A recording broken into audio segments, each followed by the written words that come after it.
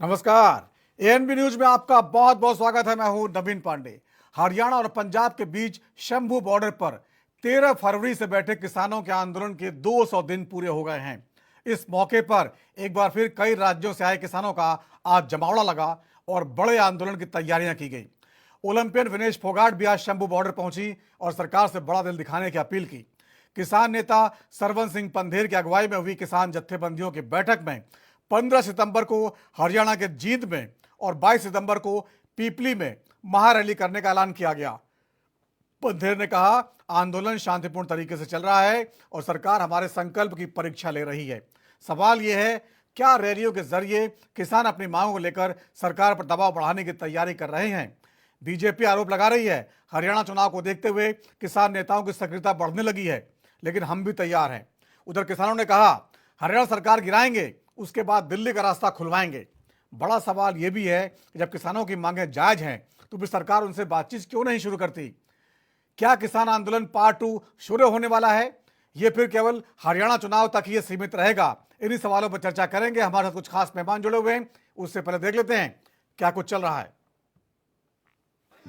दुख होता है देख के, सभी देश के नागरिक हैं और किसान ही है तो देश को चलाता है ना। इनके बिना तो कुछ भी नहीं है। हम खिलाड़ी भी नहीं है, अगर ये हमें खाना ना दे तो हम भी नहीं कम्पीट कर पाते हैं। तो बस लाचारी महसूस होती है कई बार कि हम कुछ कर नहीं पाते हैं। हम देश को रिप्रेजेंट करते इतने बड़े बड़े लेवल पे, लेकिन अपने परिवार को दुखी देख के हम कुछ कर नहीं पाते हैं। तो बस सरकार से यही निवेदन है कि सुनना चाहिए। जैसे आपने पिछली बार अपनी गलती मानी थी, आपने माना था कि कुछ गलत हुआ है, उसके बाद आपने जो वादे किए थे वो पूरे करने चाहिए।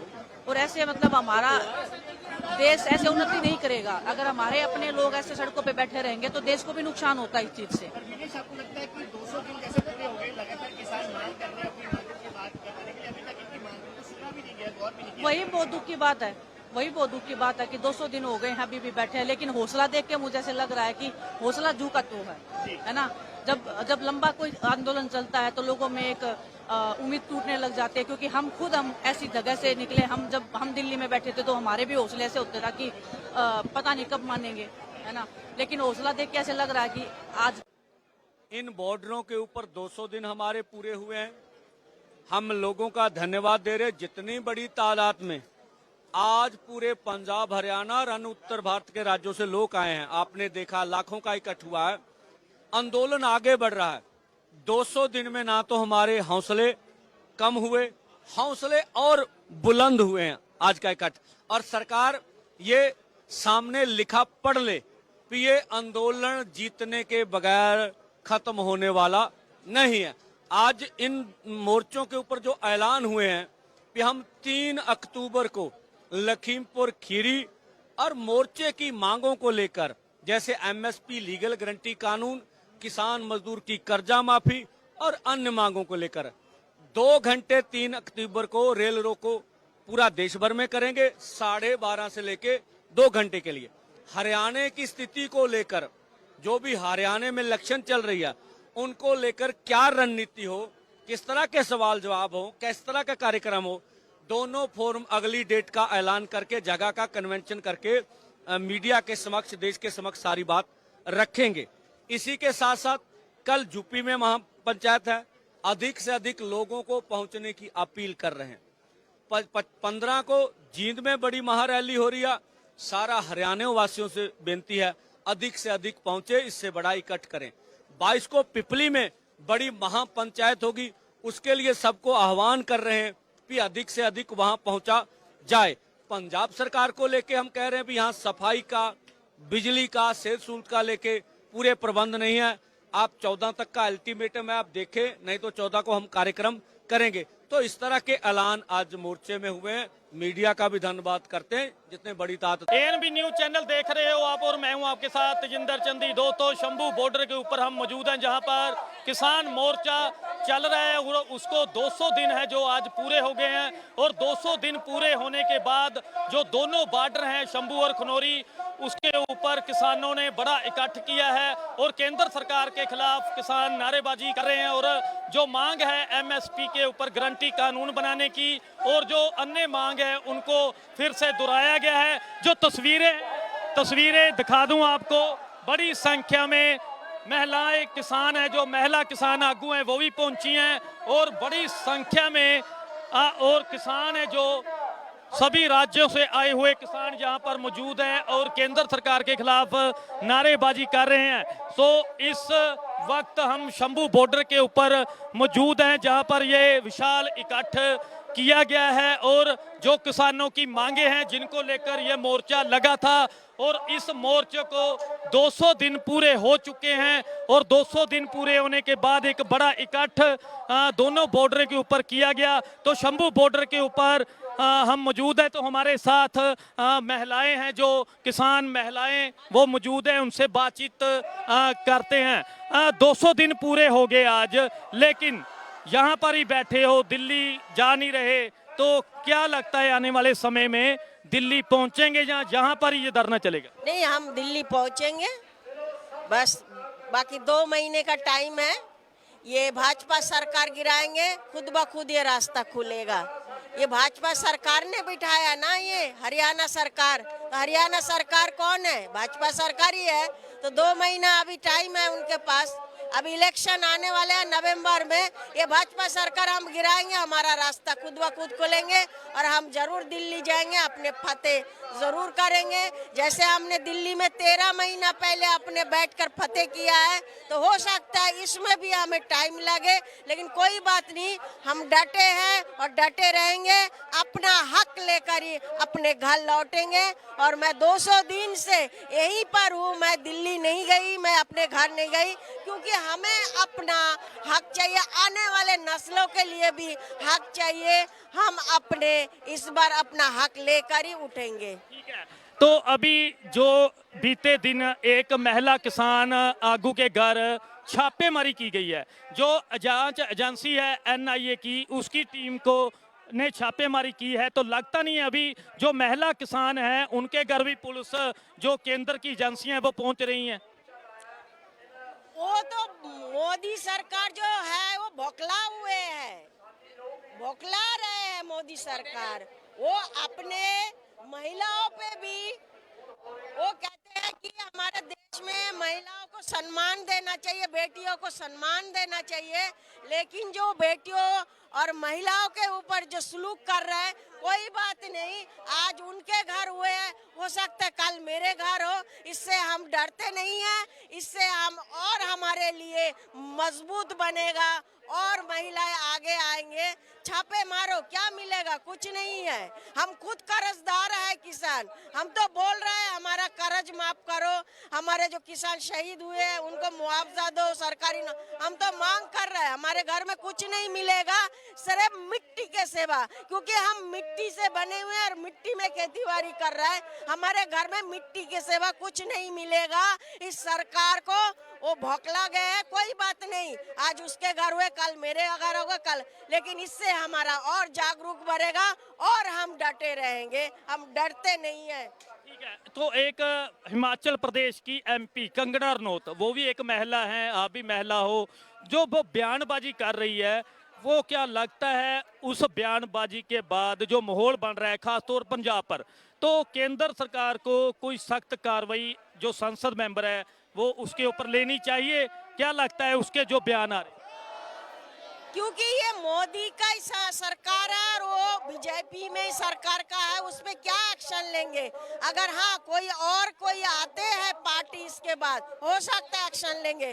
और कंगना से कहने पे हम भड़के नहीं है, क्योंकि वो बोल रहा है, बोलने दो, वो हमें भड़का रहा है, आने वाले हमारे नौजवानों को भड़का रहे हैं ताकि कुछ गलत करे।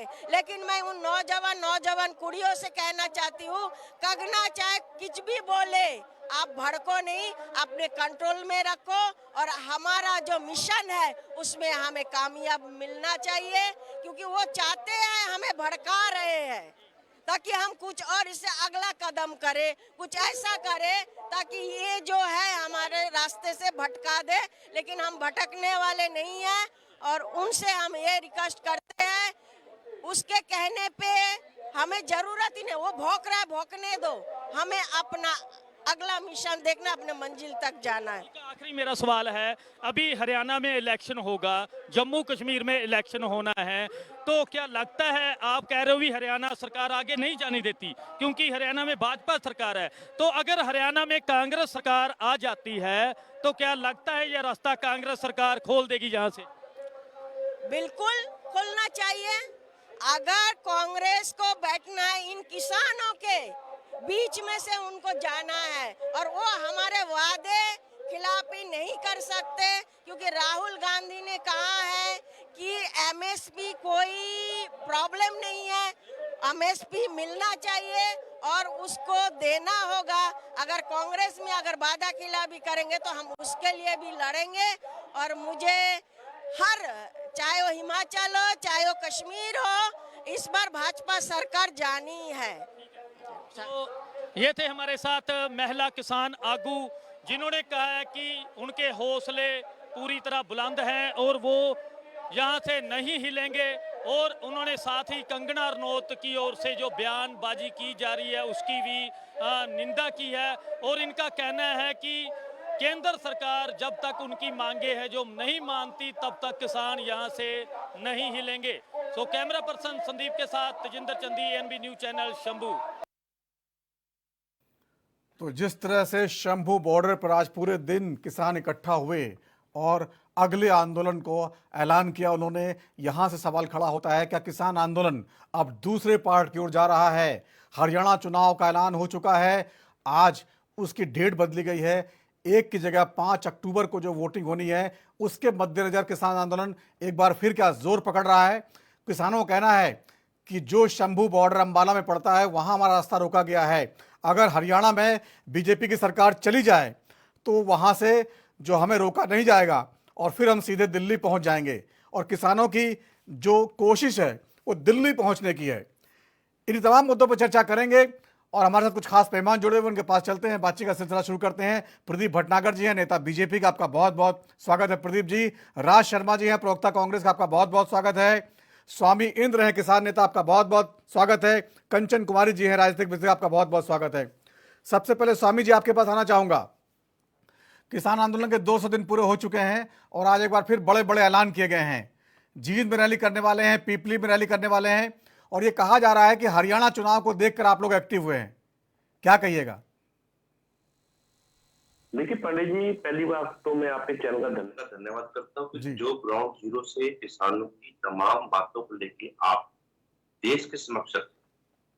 आपने देखा अभी हमारे आम किसान, हमारी महिला किसान नेता बोल रही थी, उनने कहीं भी राजनीति से प्रेरित कोई बात, उनने कहा कि हम मेहनत करते हैं, हम काम करते हैं, देश के लिए काम करते हैं, हम अपने अधिकारों की लड़ाई करते हैं। और वो लड़ाई लड़ रही है जो केंद्र सरकार खुद कह रही है। देश के माननीय प्रधानमंत्री कहते हैं एमएसपी है, एमएसपी थी, एमएसपी नहीं। देश के प्रधानमंत्री की वकालत करते कि एमएसपी को सशक्तिकरण करना होगा, इस पे कानून लाना होगा। और इसके लिए उन्होंने खुद टीवी चैनल पर आकर कहा था कि एमएसपी के लिए कमेटी बनाई जाएगी और कमेटी की सिफारिश के ऊपर संसद के अंदर वो जो है कानून लाया जाएगा, उस पर बिल पेश किया जाएगा।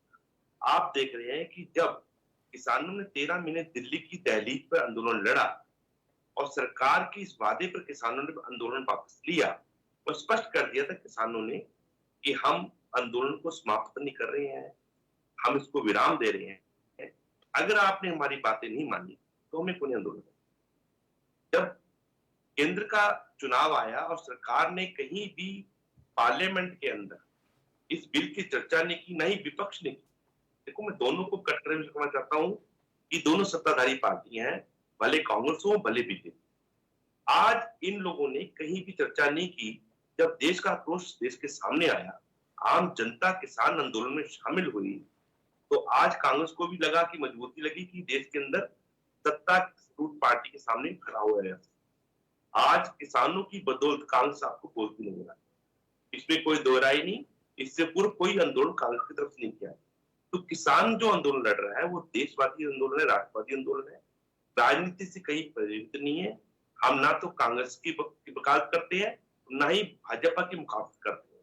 हम तो ये कह रहे हैं कि सरकार द्वारा जो नीति बनाई गई भले वो स्वामीनाथन बिल की हम बात करेंगे, भले बीजेपी ठिकरा फोड़ेगी कि स्वामीनाथन की रिपोर्ट को कांग्रेस ने लागू नहीं किया, लागू नहीं किया, सत्ता से बाहर निकाल दिया।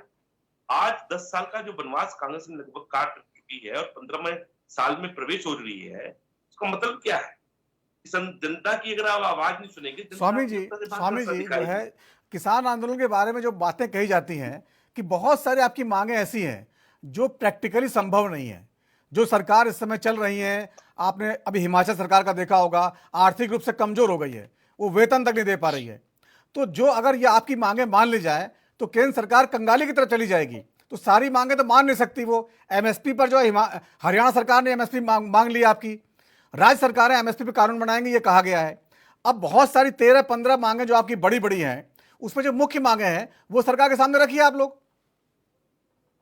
पांडे जी, मैं बता देना चाहता हूं, ये कौन सा गणित कहता है कि भारत के अंदर किसानी को लेकर कोई मांग मानी जाए और वो किसान की मांग जो है देश के हित में नहीं होगी, देश को आर्थिक कंगाली को ले जाएगी। मैं बता देना चाहता हूं, जब देश के अंदर कोरोना काल आया, पूरे विश्व में जब कोरोना काल आया, उस समय पूरी दुनिया के विश्व के सारे सकल उद्योग बंद हो गए। मात्र किसी क्षेत्र था जहां किसान अपनी जान की बाजी लगाकर देश का पेट भरने का काम कर रहा था, और 3.5% की ग्रोथ जीडीपी के अंदर किसानी से आई थी, वो धंधे से नहीं आई।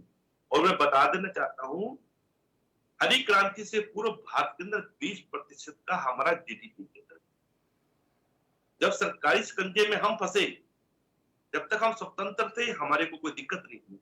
जब हम सरकारी शिकंजे में फंसे, हम बैंकों के दिन गए, हमने लोन लिया सरकार के कहने पर कि हमारी फसल को सरकार खरीदेगी, लोन तो हमने ले लिया, और जब फसल की बिकवाली का समय आया, सरकारों ने हमें हमारी फसल नहीं खरीदी। ये एमएसपी की लड़ाई हरी क्रांति से लेकर अब तक चली आ रही है, यानी लगभग 4 दशक से। ठीक है स्वामी जी, ठीक है, आते हैं इस पे बात करते हैं। सबसे के बयान ले लेता हूं जरा, फिर आगे बढ़ते हैं। प्रदीप भटनागर जी, किसानों की समस्याएं ये तो आप मानेंगे जेन्युइन है, किसान हमारे देश का जो है अन्नदाता है, सब अगर किसान है तो सब कोई है, और किसान अगर परेशान है तो फिर समय सरकारों के लिए जो है ये बहुत बड़ी चिंता की बात होनी चाहिए। लेकिन मोदी सरकार लगातार किसानों को लेकर जो है वैसा रुख नहीं दिखाती है, लगातार जो है वो परेशान रहते हैं, ऐसा क्यों है? किसान, पहले तो मैं आपके सवाल का जवाब दूं जी। तो किसान वो परेशान रहता है। मेरी आवाज आ रही है आपको? हाँ, अरे बोलिए। किसान परेशान है जो 1 बीघे 2 बीघे 5 बीघे पे किसानी करता है। धनवान किसान कहाँ परेशान होते हैं, और कौन गरीब किसानों की बात करता है? थोड़ी सी शब्द सेंटेंस थोड़ी सी फर्क है। जो किसान धनवान बैठे 100 बीघे जमीन के बैठे हैं और स्कैनिंग हो चुकी है, पता है कि ज्यादा होने के बाद चली जाएगी, तो सबसे बेस्ट तो वही है, वो चीज तो किसान बताते नहीं ना, ये परेशानी क्या है।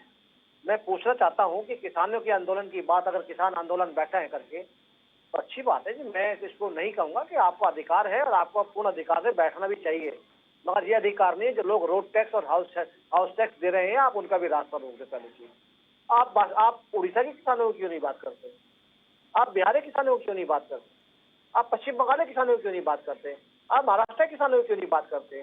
जो तिलहन वगैरह कुछ चीजें वो उगाती है जो पंजाब या हरियाणा में नहीं उगती है, उस पर क्यों नहीं बात करते? अभी भी जिन चीजों पे अगर एमएसपी बढ़ाई गई और सरकार जिनको लेके बैठी, पता ही है आपको क्यों ठुकरा दिया? पंजाब हरियाणा के किसानों ने इसलिए ठुकरा दिया क्योंकि उस लाभ में पश्चिम बंगाल, उड़ीसा और बिहार, उत्तर प्रदेश के कुछ गांव जो पूर्वांचल साइड है, बिहार, महाराष्ट्र और साउथ केरला वगैरह में वो भी चीजें आ रही थी। क्या है कि कभी स्पष्टीकरण देते नहीं है, साफ साफ चीजें रख देने की आंदोलन आपने करप्ट नहीं, मगर आपने केवल पंजाब ही और हरियाणा ही विषय क्यों है? पूरे देश का ही कानून। तो आप लोग बात क्यों नहीं करते प्रदीप भटनागर जी? सरकार उनसे बातचीत क्यों नहीं शुरू करती है अगर वो बैठे हैं 200 दिन से वहां पर? मैं बता देता हूँ। देखिए, किसानों की जो आंदोलन का जो सिस्टम है ना, जो सड़क बंद करके आंदोलन, एक मैदान में बैठ के होता, सड़क बंद करके आप सरोवर किसी की आप नहीं रोक सकते।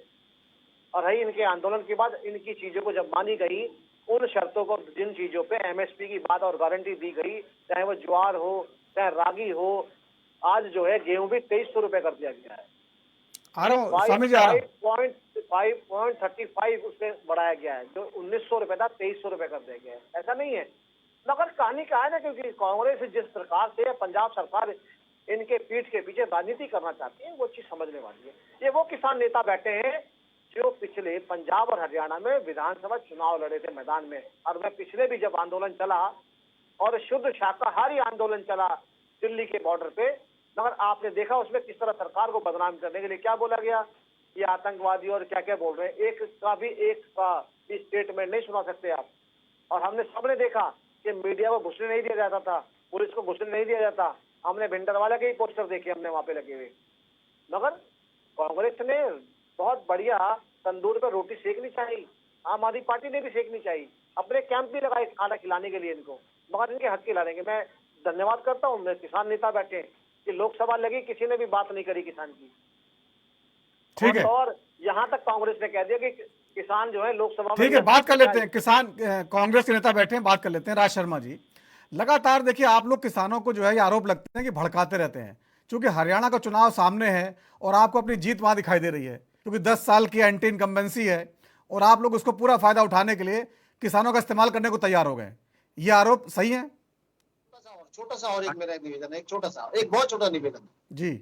और मैं सबसे पहले किसानों के प्रति एक सेकंड शर्मा जी, एक मिनट शर्मा जी, एक सेकंड बोलने ही नहीं देते। तो देश में 140 करोड़ जनता रहती है, उसकी पेट की तरफ भी तो देखा जाए, वो गरीब कैसे खाएगा?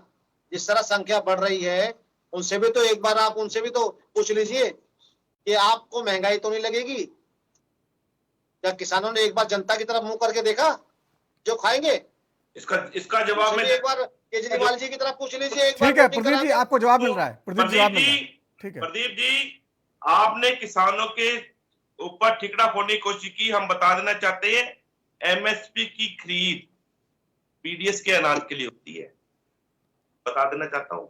और देश के प्रधानमंत्री जी जो 80 करोड़ देश लोगों को 5 किलो अतिरिक्त अनाज देने की जो बात माने प्रधानमंत्री जी करते हैं, वो किसान के खेत खलियान के अनाज की बात करते हैं, अडानी अंबानी के गोडाउन की बात नहीं करते। आपको स्पष्ट होना चाहिए। आपको अडानी अंबानी आ गया ना?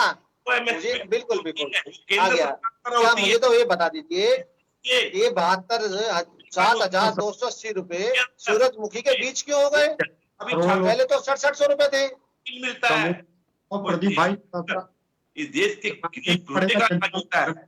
आप राजनीति ना करें शर्मा जी प्लीज, मुझे पता है आप लोगों के हाल, मुझे पता है, उन्हें बोलने दीजिए।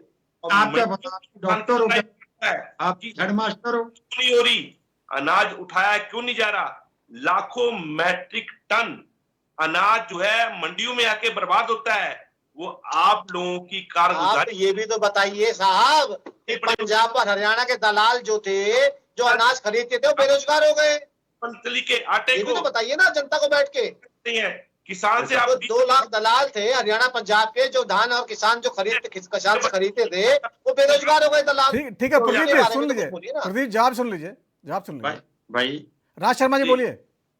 हाँ, मैं एक बात कहना चाहता हूँ प्रदीप भाई, आप लोग कब सुधरोगे ये बताओ? सुधरने के लिए क्या होगा? सबसे बड़ी दलाली तो आपकी पार्टी कर रही है। टिप्पणी मत करिए राज शर्मा जी, अपनी बात करिए। नहीं, प्रदीप भाई बोले तो बीजेपी, प्रदीप भाई बोले तो बीजेपी, राज शर्मा बोले तो कांग्रेस। नहीं, अब आपको बोलने का पूरा मौका मिल रहा है ना, बोलिए। आप बोलिए ना, पार्टी की बात करिए ना। मैं एक बात कहना चाहता हूँ, ये सरकार किसानों से बात किस डर के कारण नहीं करना चाहती?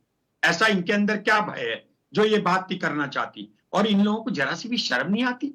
ये जिसको चाहे आतंकवादी कह दे। इनकी पार्टी का सांसद महिला है, अच्छा नहीं लगता कंगना मैडम के बारे में, लेकिन क्या आतंकवादी, उग्रवादी ये शब्दों का प्रयोग करे और सांसद, और देखो कितना चालूपन, वो कहते हैं हमें इससे लेना देना नहीं। अगर ये सच्चे होते, अगर ये दिल के काले, सिर्फ शरीर से काले दिखते, दिल के सफेद होते, तो कंगना रावत को निकाल देते पार्टी से, मगर ये नहीं निकाल रहे।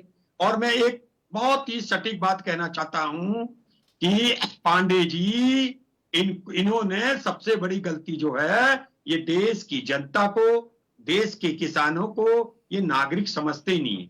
अभी देखा नहीं हमने, ये भटनागर जी किस तरह बोल रहे थे, इधर की बात उधर की बात। अरे कुछ शर्म करो भाई, आप लोगों को पता नहीं, टॉप से लेके आप तक, मैं कह रहा हूं टॉप से लेके आप तक सिर्फ झूठ के सिवाय कुछ नहीं है।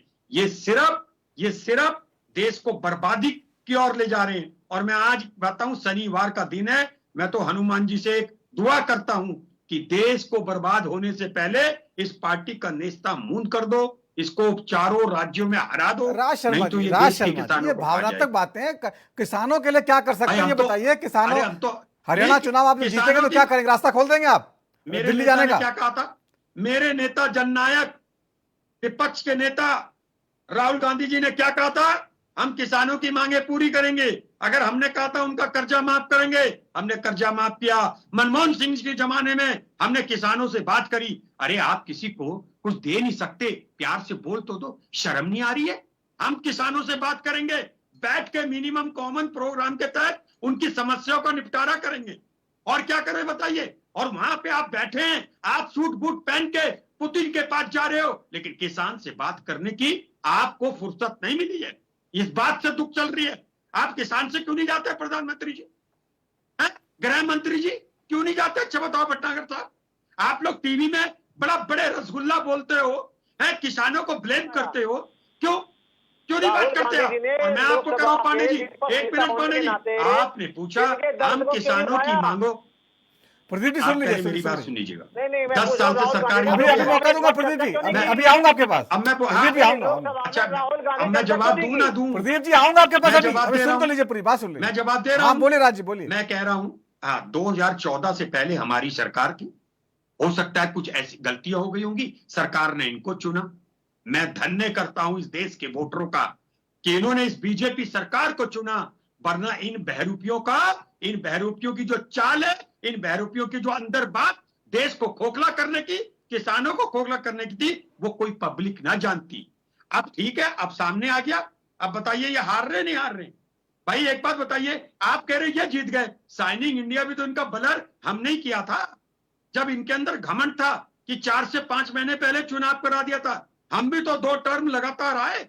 अरे इसमें क्या हो गया भाई? अब आप हट जाओगे और मुझे तो लग रहा है ये साल भर नहीं चलेगी। राज शर्मा आप जी, छोड़िए राज ना, शर्मा आप जी, अपने सुनिए गठबंधन सुनिए को सुनिए। गठबंधन राज शर्मा, में सवाल सुन लीजिए। अगर पिछली बार किसान आंदोलन हुआ था, उसके बाद लोकसभा चुनाव हुए, वो चुन के आए, एनडीए जीता, बीजेपी की सीटें घटी, लेकिन फिर भी सरकार में है वो। अगर आप कहते हैं कि किसानों को लेकर देश में इतना आक्रोश है, तो फिर बीजेपी चुनाव क्यों जीती है, बताइए आप। अच्छा तो मुझे ये बता दीजिए, बहुत अच्छी बात है। मैं तो कहता हूं देखो सच्ची बात, वोटर ने वोट दिया, इसका मतलब ज्यादा वोटरों को उसे कोई दिक्कत नहीं हुई। अब तो ये बता दो यूपी में ये आधी सीट क्यों हार गए? प्रधानमंत्री जी, मुझे इसका जवाब भी चाहिए पांडे जी। प्रधानमंत्री जी तो 3,87,000 से जीते थे, उनके वोट 3,27,000 वोट कम क्यों पड़े? ये भी तो पूछने का सवाल है। आप ही के चैनल में या किसी ने कहा था जीत 50,000 की और जीत 4 लाख की अंतर होता है राज बाबू। तो मैं भी ये कहता हूं जीत 1.5 लाख की और जीत 4 लाख की, चलिए ठीक है, बहुत अंतर होता ठीक है। हरियाणा चुनाव सामने है, राज शर्मा जी, हरियाणा चुनाव सामने है। आप लोग हरियाणा चुनाव जीतने का दावा कर रहे हैं और लग भी रहा है कि जो है चूंकि अपर हैंड कांग्रेस का है, आप जीत जाएंगे, सरकार आपकी बनेगी, रास्ता खोल देंगे दिल्ली के लिए, किसानों के लिए। देखिए, रास्ता खोलना बंद करना यहाँ समाधान नहीं है। हम किसानों को बुलाएंगे, बात करेंगे। दिल्ली जाना, क्या उनको है? दिल्ली जाना रास्ता रोका हुआ है, दिल्ली जाना रास्ता खोल देंगे आप। हाँ, हरियाणा जीत लेंगे, इस केंद्र की सरकार को मजबूर कर देंगे कि नरेंद्र मोदी जी किसानों से बात करने के लिए आए, इतना मजबूर कर देंगे उन्हें। बस लीजिए, इस चैनल पे कह रहा हूं, शंभू बॉर्डर का मैं रास्ता खुल प्रवक्ता हूं। जाएगा, किसान दिल्ली खुलेगा। जाएगा। क्यों नहीं जाएगा? देश का नहीं है किसान, क्या ये पाकिस्तानी है? क्यों नहीं जा सकते दिल्ली? जब राज शर्मा जा सकते हैं, भटनागर जी 4 गाड़ियों से जा सकते हैं, तो किसान नहीं जा सकता दिल्ली? किसान क्या आतंकवादी है? किसान क्या बांग्लादेश का है? मेरे देश का किसान है। और याद करो, उन्हीं की आज जो शक्ति से बोल रहे ना, उन्हीं के द्वारा अनाज पैदा करके। भटनागर साहब, जिस दिन ये फसल नहीं बोएंगे, सूख के 33 किलो के हो जाओगे, बता रहा हूं मैं आपको। ठीक है, छोटा सा ब्रेक के बाद लौटेंगे, चर्चा को आगे बढ़ाएंगे।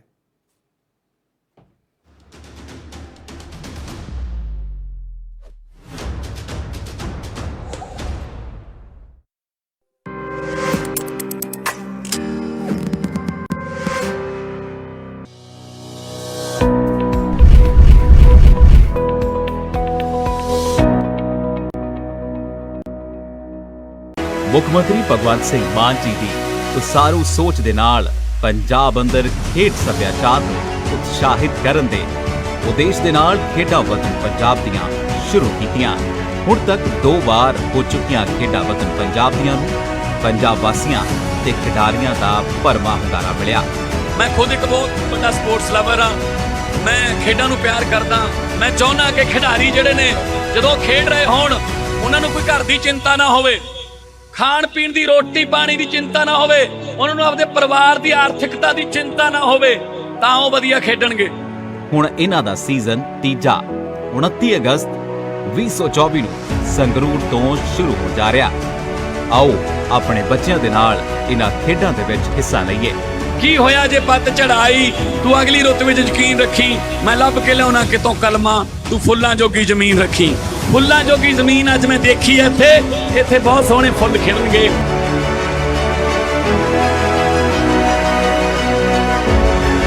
ਖੇਡਾਂ ਦੇ ਵਿੱਚ ਪੰਜਾਬ ਅਵਲ ਦਰਜੇ ਤੇ ਲੈ ਕੇ ਆਉਣਾ ਹੈ, ਉਹਦੇ ਵਾਸਤੇ ਤੁਹਾਡਾ ਸਾਰਿਆਂ ਦਾ ਸਹਿਯੋਗ ਚਾਹੀਦਾ ਹੈ। ਪੰਜਾਬ ਦੇ ਖੇਡ ਸੱਭਿਆਚਾਰ ਨੂੰ ਅੱਗੇ ਵਧਾਈਏ ਤੇ ਮੁੱਖ ਮੰਤਰੀ ਭਗਵੰਤ ਸਿੰਘ ਮਾਨ ਦੇ ਸੁਪਨਿਆਂ ਦਾ ਰੰਗਲਾ ਪੰਜਾਬ ਸਿਰਜੀਏ।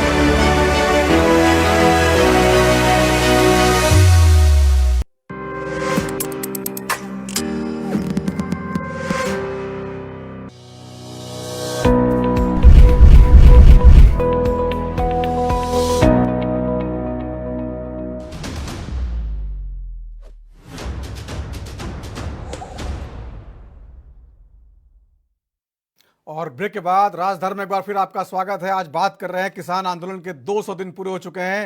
हरियाणा के शंभू बॉर्डर पर किसान डटे हुए हैं। आज एक बहुत बड़ा कार्यक्रम किया उन्होंने और आगे क्या कुछ करेंगे इसका ऐलान किया है। अब सवाल खड़ा होता है, हरियाणा चुनाव सामने है, क्या ये आंदोलन हरियाणा चुनाव के लिए हो रहा है या वाकई जो किसानों की मांगे हैं वो मांगने के लिए सरकार को मजबूर किया सकता है। यहाँ पर एक बहुत बड़ा पॉइंट जो है किसानों का, वो कहते हैं हम बीजेपी की सरकार गिराएंगे हरियाणा की ताकि रास्ता खुल जाए और हम सीधे दिल्ली तक पहुंच सकें। इन सब मुद्दों पर चर्चा कर रहे हैं। हमारे साथ कुछ खास मेहमान जुड़े हुए हैं, उनसे लगातार चर्चा जारी है। प्रदीप भटनागर जी हैं, नेता बीजेपी के, राज शर्मा जी हैं, प्रवक्ता कांग्रेस के, स्वामी इंद्र जी हैं, किसान नेता, और कंचन कुमार जी हैं, राजनीतिक विश्लेषक। कंचन जी, आपके पास आना चाहूंगा। जिस तरह से आपने स्वामी इंद्र की बात सुनी और प्रवक्ताओं की बातें सुनी, आपको लगता है किसान आंदोलन जो पहले खड़ा किया गया था चुनाव के बाद, चूंकि बीजेपी एक बार फिर सत्ता में आ चुकी है, उसकी धार अब पहले जैसी हो पाएगी? क्योंकि कहीं ना कहीं वोट, ये माना जा रहा था किसान आंदोलन इतना बड़ा होगा कि सरकार गिरा देगा, लेकिन ऐसा हुआ नहीं। और ये माना जा रहा है किसान आंदोलन केवल हरियाणा और पंजाब के किसानों का ही आंदोलन है, इसको बार बार राष्ट्रीय नहीं माना जा रहा है, जैसे कि आपने बीजेपी प्रवक्ता की बातों में सुना। आपको लगता है कि सरकार इस पर ध्यान देगी इतने ज्यादा? सबसे बड़ी बात तो ये है कि जो किसान है वो हमारे मूल हैं भारत देश के। बाहर देश क्या कहीं के भी किसान हो, रीढ़ की हड्डी होते हैं, और वो अगर परेशानी में है तो मुझे लग रहा है कि सभी लोगों को परेशानी होनी चाहिए और उनकी समस्याओं को समझनी चाहिए, ना उन पर किसी भी तरीके का तंज कसना चाहिए। और एक बच्चा जब रोता है, भूख लगती है, वो अपने माँ से ही मांगता है। और इस समय जो सत्ता में बैठे हुए लोग हैं, जो किसान का आंदोलन चल रहा है, वो इसलिए है कि वो अपने सत्ता में बैठे हुए लोगों से मांग कर रहे हैं। और आश्चर्य की बात ये लगती है कि ये किसानों की जो उम्मीद है, इसको जगाया किसने है पांडे जी? ये देखिए आप, किसने जगाया है ये उम्मीद एमएसपी का, कर्ज माफ का, सारी चीजों का? जब मुख्यमंत्री थे हमारे गुजरात के माननीय प्रधानमंत्री जी जो अभी हैं, मोदी जी, ये गए थे मनमोहन सिंह जी के पास एमएसपी का मांग करने के लिए कि एमएसपी हमें चाहिए किसानों के लिए, और अगर हमारी सरकार बनती है तो हम एमएसपी देंगे। बस यहीं से ये शुरुआत होता है इस चीज का। और आज जब आपकी सरकार बन गई है तो आज किसान सड़कों पर हैं और आप उनसे बात तक करने को तैयार नहीं है। एक चीज आपने अच्छी बात कही कि किसानों का जो ये हो रहा है, इससे सरकार दोबारा बन गई, इससे एक चीज तो क्लियर हो गया ना कि आप इस पर राजकीय जो लोग ये इल्जाम लगा रहे हैं, जो किसान हमारे आंदोलन कर रहे हैं, उन पर जो ये इल्जाम लगाया जा रहा है कि ये पार्टियों के द्वारा, राजनीति पार्टियों के द्वारा जो है संचालित किया जा रहा है, वो कहीं ना कहीं से तो ये खंडित हो गया यहीं पर, वरना चुनाव पे असर पड़ता। चुनाव पे असर पड़ा, लोकसभा चुनाव पे असर पड़ा, और आने वाला अगर यही स्थिति रहा और सरकार बात नहीं करी तो ये आगे भी चुनाव पे असर डालेगा, लेकिन ये कहीं से भी राजनीतिक विषय ये नहीं बन पाएगा। ये एक आम जनता के जनमानस पे जाकर के बैठ रही है ये सारी बातें। उस पर से इनके सांसद जो बयानबाजियां कर रहे हैं, उससे और चोटिल हो रहे हैं लोग। जो लोग नहीं भी जानते वो भी चोटिल हो रहे हैं कि इस तरीके की बयानबाजियां, अनाप शनाप बोलना कहीं से भी जायज नहीं है। जब पहला किसान आंदोलन हुआ था तब आपने किसानों का ग्रुप बना दिया, बड़ा छोटा किसान कर दिया आपने, और किसानों हमारे जो है मंचों से ये कहा गया था, प्रधानमंत्री ने हमारे मंच से ये कहा था कि किसी भी राज्य का किसान हो वो अपना उत्पाद किसी भी प्रदेश जाकर के बेच सकता है। लेकिन देखने वाली बात यह है कि हरियाणा का और मध्य प्रदेश के मुख्यमंत्री का बयान आता है उसके बाद कि किसी भी दूसरे प्रदेश का अगर ट्रक हमारे प्रदेश में आता है तो हम उसको जब्त कर लेंगे। तो क्या मतलब निकलता है कि आपके अपने ही पार्टी पर कोई नियंत्रण नहीं है, आपकी अपनी ही बातों का कोई वैल्यू नहीं है। तो ये सारी चीजें जो हैं कहीं ना कहीं छोटा बना जाती हैं। हमारे किसान जो है वो इस समय सड़कों पर हैं। अब आप ये बताइए कि राजनाथ जी जो है जंतर मंतर पर बैठ करके बोले थे 2013 में, राजनाथ जी जंतर मंतर पर जा करके बैठ करके बोले थे कि भारत का अगर एक भी किसान धरने पर बैठा है तो वो प्रदीप जी आपको मौका दूंगा बोलने का, जवाब देने का मौका दूंगा। और आज जब कहीं एक प्रदेश का किसान बैठा जा रहा है तो ये पूछा जा रहा है कि पंजाब का क्यों नहीं बैठ रहा, फलाने स्टेट का क्यों नहीं बैठ रहा, क्यों नहीं बैठ रहा है। तो ये वाले सोचने वाली बात है कि ये किस तरीके से ये लोग मत जाइए, ना झूठ के मत जाइए, किस तरीके से ये लोग बताइए, राज्य का नाम बताइए। और अगर आपके पास कोई लिखित में अगर अखबार कटिंग है तो दिखाइए, या झूठ बोल के मत जाइए, यहाँ पे स्पष्टीकरण देके जाइए, स्पष्टीकरण देके जाइए। प्रदीप भटनागर जी बीच में मत बोलिए। प्रदीप भटनागर सुन लीजिए, आपको जवाब देने का मौका देंगे हम। आप नेता विपक्ष है थोड़ी ना, आप बैठ के यहाँ बैठ के जो मर्जी बोल के चले जाए। देखिए प्रदीप जी, कोई विश्लेषक क्या बोलेगा ये उसका अधिकार है, ठीक है, आप सुन लीजिए, जवाब दीजिए, उसके बाद आपका मौका आएगा तो बोलिए। सुन लीजिए ना, आप सुन तो लीजिए, पहले पूरी बात तो सुन लीजिए, क्या कहना चाह रही हैं आपने अभी एक सवाल पूछा वो था, क्या जाने पीर तराई, यही तो बंद कर रखा है, हो रहा है। कौन कहता है बैठे बन के रखी है यहाँ पे? आज किसान बैठे हुए हैं, किसान को तकलीफ हो रही है, कांग्रेस के नेता है आप मैं क्या चाहते हैं? प्रदीप भटनागर जी, आप सर्टिफिकेट नहीं बांट सकते ना, आप सुन लीजिए। कीजिए, आप कभी जब भी बैठते हैं निष्पक्ष बात नहीं करते आप। जो हमारे देश की रीढ़ की हड्डी है उनको बोलो अपने स्थान पर। रीढ़ की हड्डी जो बैठे हैं मेरे साथ है, पूछ लीजिए, किसी को एक आध बोरी फ्री में क्यों देते हैं? अपने स्थान पूछिए किसी को एक आध बोरी क्यों फ्री में देते हैं? और पूछ लीजिए, किसान नेता बैठे एक आध फ्री में किसी को एक आध बोरी क्यों देते हैं? नहीं है। कोरोना काल में सरकार ने सिर्फ 5 किलो प्रति क्विंटल लिया है भैया। निष्पक्ष बोला करिए, आप निष्पक्ष बोला करिए, मुद्दा लेके आया करिए बोलने के लिए। अगर राज्य सरकार पे उंगली उठाइए तो बताइए कौन सी बात है वो। ठीक है प्रदीप जी, आपकी बात आ गई, ठीक है प्रदीप भटनागर जी, आपकी बात आ गई, आप शांत सुन लीजिए। प्रदीप भटनागर जी सुन लीजिए, प्रदीप जी सुन लीजिए, बोलिए कंचन जी, बोलिए। ठीक है कंचन जी, अपनी बात रखिए, छोड़ दिए व्यक्तिगत टिप्पणी छोड़िए, अपनी बात रखिए।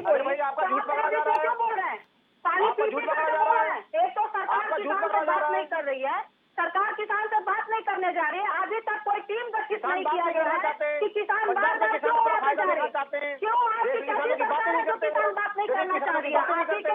संता कुमार जी का रिपोर्ट आया, संता कुमार जी का रिपोर्ट आया था, ठीक है, आप ही की सरकार में संता कुमार रिपोर्ट आया था कि लगभग 14.5 हमारे किसान जो हैं देश में हैं, और आपने कहा कि हम आय दुगनी करेंगे, फिर आए तो फिर बोले हम 18 दुगनी करेंगे, शांता कुमार जी हिमाचल के मुख्यमंत्री ने भैया, उनका तो रिपोर्ट मान लीजिए, बढ़ाते जा रहे हैं। और उसके बाद सही कह रही है, की बात कर रहे हैं यहाँ पर, झूठ खाली झूठ, ठीक है, झूठ बोलना आता है आपको, ठीक है कंचन, लोगों को डिस्टर्ब करना आता है। ठीक है कंचन जी, अपनी बात रखिए, कंचन जी अपनी बात रखिए।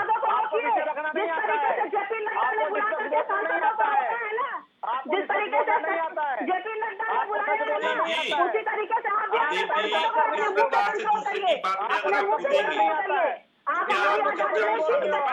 आप हमारी आजादी नहीं छीन सकते, ठीक है, आप आजादी नहीं छीन सकते। संविधान के हिसाब से चाहिए, सबको बोलने का हक है। जिस तरीके से संविधान प्रदीप भटनागर जी बहस चल रही है, इसमें सबूत लेके थोड़ी कोई आएगा, सबूत जब मांगे आपको भेज देंगे वो। नहीं ये सबूत है ना, सबूत देने के लिए बैठे हैं, ये बोलूंगा। देखिए ये दर्शकों को तय करने दीजिए कौन सही बोल रहा है, दर्शकों को तय करने दीजिए। ईमानदारी के साथ अब आप बोलिए, एक शब्द या आपको नहीं बोलने दूंगी सरकार मैं। ने अब आप बोलिए एमएसपी की जगह ठीक है, ठीक है, ठीक है। आप दोनों की बातें आ गई है। स्वामी जी, स्वामी इंद्र, ठीक है। कंचन जी, आगे बढ़ दीजिए।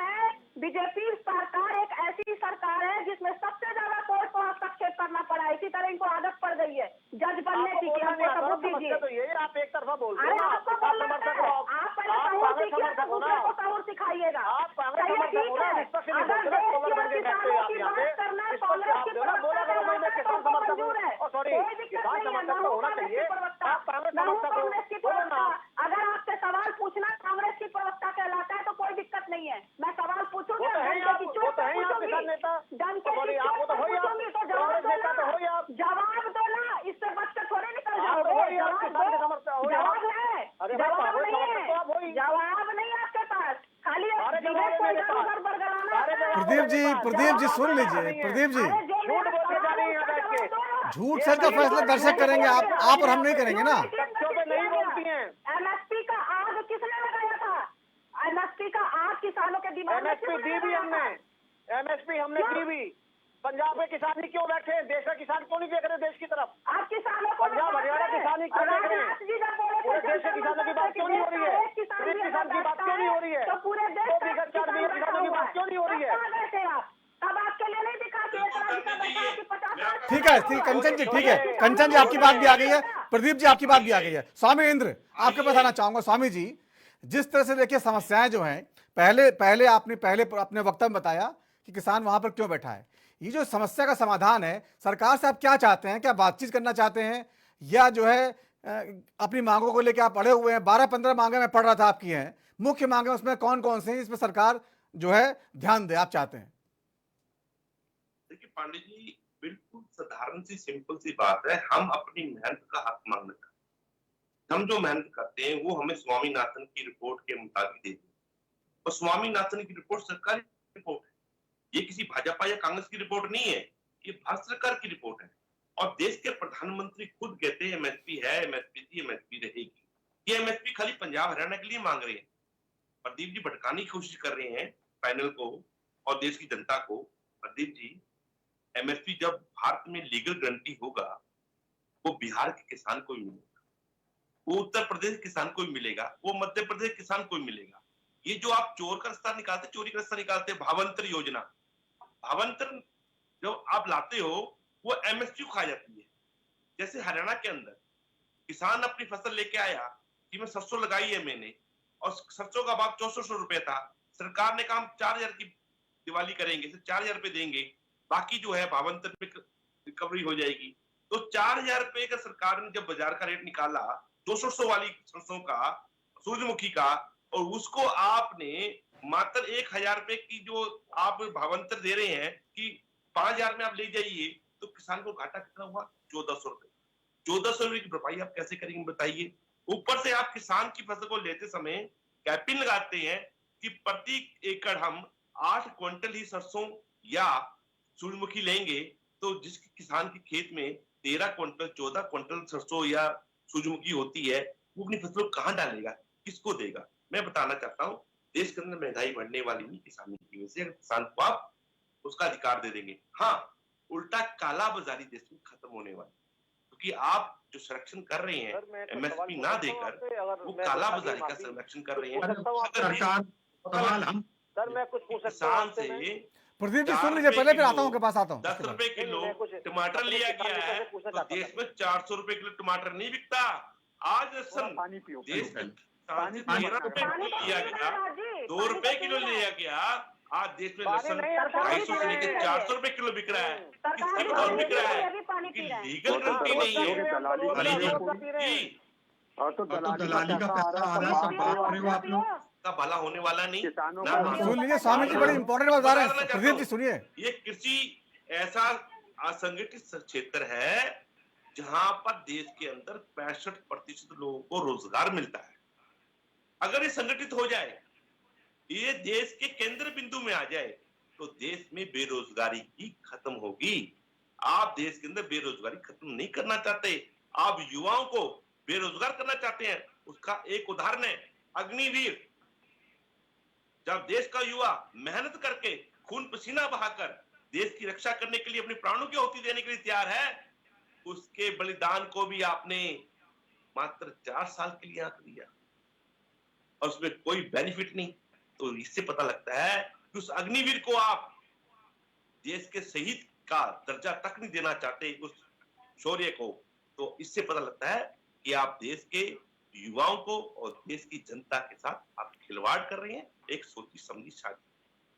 आज विषय क्या है? सर आपसे कुछ विषय पे आप आइए। थोड़ा सा किसान पूछ सकता हूँ सर देश के प्रधानमंत्री वकालत करते हैं कि 80% स्वामी इंद्र जी, यहाँ पे एक सवाल, यहाँ आप सीधे सीधे बताइए कौन सी मांगे अभी आप चाहते हैं बातचीत करना, किन मांगों पर? तो आपके पास भी नहीं, झूठ बोल के जाएंगे आप यहाँ से। कोई सवाल नहीं, कोई सवाल नहीं। कैसे झूठ? कोई सवाल नहीं। तो आप भी बोल के जाओगे यहाँ सारे। नहीं तो झूठ। अरे भैया पोस्टर बाबू, मुझे बता दीजिए। आप तो झूठ खाली आप बोल बोल के अपनी बात को आगे बढ़ाने चलेंगे। तथ्यों का जो हमारी मांग तो सुन लीजिए।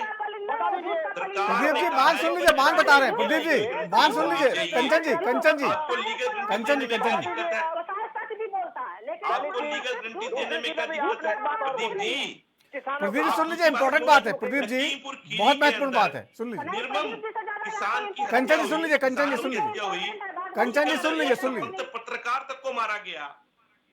मुझे बताइए, एक स्वतंत्र पत्रकार तो स्वामी जी सीधे मांगे बताइए, मांगे जिन पर चर्चा करने चाहते सरकार से, मांगे आप क्या है? देखिए, पहली मांग तो हमारी एमएसपी की लीगल गारंटी होनी चाहिए, एनजीटी का बिल वापस होना चाहिए जो किसानों पर जबरन थोपा जा रहा है। तीसरा आपका जो है, आपका जो बिजली का बिल है वो वापस होना चाहिए, वो जबरदस्ती किसानों को संशोधन में लगाया जा रहा है। और जो 750 ज्यादा हमारे किसान वीर गति को प्राप्त हुए, उनको शहीद का दर्जा, उनके परिवारों को, आश्रित परिवारों को मुआवजा मिलना चाहिए। लखीमपुर खीरी के अंदर जो किसान की निर्मम हत्या हुई है किसानों की, और एक स्वतंत्र पत्रकार की हुई है, उसको इंसाफ मिलना चाहिए और दोषियों को अंदर ठोकना चाहिए। और तमाम ऐसी बातें जो किसान लगातार लेके चल रहे हैं, इन तमाम बातों को सरकार एक बैठकर चर्चा करे, ठीक है, हमें इंसाफ दे। ठीक है प्रदीप भटनागर जी, ये इन मांगों में से क्या है जो आप नहीं मांगना चाहते हैं? ये तो सामान्य मांगे हैं सारी। सबसे पहले तो मैं बता दूं कि जो 15 फसलों पे एमएसपी दे रहे थे ना, ठुकराया क्यों? क्या आपने एक बार देश की जनता से आपने पूछा कि भाई हम बढ़ाए नहीं बढ़ाए? पूछ लेते। और आप लखीमपुर खीरी की बात कर रहे थे, जिनको किसानों ने, जिनको पकड़ के लाठी डंडों से मार दिया, उनके लिए संवेदना आपके लिए क्या है? पहली चीज। दूसरी चीज, आप मुझे थोड़ा ये बताइए। कंचन जी, कंचन जी, कंचन जी सुन लीजिए, कंचन जी सुन लीजिए, सुन लीजिए कंचन जी। किसान जो फसल उगाता है, आपने थोड़ा सा, आप देश के 40 करोड़ जनता है, क्या आप उससे पूछना चाहेंगे? अभी आप सूरजमुखी की बात कर रहे थे, सूरजमुखी पे जो अभी बढ़ा है एमएसपी सब पे 2024-25 में जो कंचन जी सुन लीजिए, कंचन जी सुन लीजिए, उस पे क्या कहना है आपका? अभी आपने बात करी 750 किसानों की। कंचन जी सुन लीजिए, सुन लीजिए। आज तक किसान यूनियन लिस्ट नहीं दे पाई, आज तक किसान यूनियन लिस्ट नहीं दे पाई। अरे तेलंगाना के मुख्यमंत्री तो उन किसानों को मुआवजा दे दे। आपने कहा पहले, आप मुझे ये बताइए, अब जो है तेलंगाना के मुख्यमंत्री, पूर्व मुख्यमंत्री, सब लोग बोलेंगे तो कुछ समझ में नहीं आएगा, एक एक करके बोलेंगे ना, एक करके। रहता ही है, ये टैपे करने का रहता ही है, कुछ पता तो है नहीं है। दिल्ली की सरकार ने मुआवजा दिया, पंजाब के मुख्यमंत्री ने मुआवजा दिया, तो इतना बोल के दिखा दिए, पता नहीं कितने विज्ञान लेके बैठे यहाँ पे, क्यों मुख्यमंत्री के जेब से दे रहे हैं क्या? यहाँ बैठ के चले गए, बैठ गए जी, यहाँ पे प्रधानमंत्री जी ने बोला कि किसी राज्य में आप फसल बेच सकते हो, इनके मुख्यमंत्री ने मना कर दिया, गाड़ी जब्त हो जाएगी। अरे मुख्यमंत्री का नाम नहीं पता, मुख्यमंत्री का नाम नहीं पता। हो जाओ थोड़ा। यहाँ पे पता नहीं क्या बोलना है, क्या कंचन कुमारी जी, कंचन कुमारी जी सुन तो लीजिए। कंचन जी, कांग्रेस प्रवक्ता की बारी भी आने वाली है, क्या नहीं बोलना है, ऐसे समय बर्बाद चला जाएगा। कंचन जी सुन लीजिए। कौन सा विकास का नगाड़ा बजा रहा समझ में नहीं आ रहा। हाँ, आपको दिखाई नहीं देगा, आंदोलन जीवियों को नजर नहीं आएगा, आंदोलन जीवियों को नजर नहीं आएगा कभी भी। यही बात किसानों को लाइट की बात, आज भी किसान को 1 रुपए यूनिट बिजली दी जाती है, पूर्व में कही आप लोगों ने, किसान को 1 रुपए बिजली दी जाती है साहब, 1 रुपए यूनिट। किसान का सम्मान नहीं करना चाहते, किसान को दुख देना चाहते मुझे हैं। पता था कि आप किसान नेता 300 से ज्यादा आंसू गैस के गोले आपने जम्मू बॉर्डर पे ड्रोन द्वारा पहली दफा दुनिया के इतिहास, देश के इतिहास में, दुनिया के इतिहास में। ठीक है प्रदीप, प्रदीप जी, प्रदीप जी, प्रदीप जी, प्रदीप जी जो है सुन लीजिए। कंचन जी शांत हो जाइए, कंचन जी, कंचन जी, जो देख लेंगे, कंचन जी, जो होगा देखा जाएगा। कंचन जी समय बर्बाद कर रही है आप। कंचन जी प्लीज, कंचन जी प्लीज शांत हो जाइए। जी को देखो, आप उनको देखो, सुनने वाले को देखो, तो कहा जो वो चाहते हैं कंचन जी, बीजेपी वाले चाहते हैं कि चर्चा ना हो। आप उनका साथ दे रही हैं कंचन जी, आप उनका ही साथ दे रही हैं। कंचन जी आप बीजेपी वालों का ही साथ दे रही हैं, वो चाहते नहीं चर्चा हो इस पे। आप समय बर्बाद उनका फायदा पहुंचा रही हैं। करना चाहते हैं, एक सवाल का जवाब इसलिए देना चाहते हैं, जो मेरे सम्मानित किसान नेता बैठे हैं, मैं उनकी एक बात का सीधा सीधा जवाब देना चाहता हूँ।